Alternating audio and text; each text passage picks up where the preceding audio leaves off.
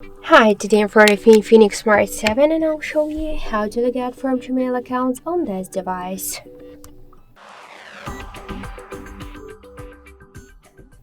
So first we should open the Gmail application, then tap on the right upper corner.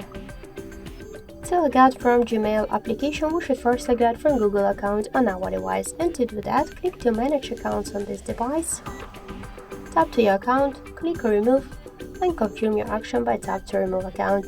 Now in Google account settings we just successfully log out from the Google account, so let's go back to the application, and in output we could see that we just also successfully log out from Gmail app.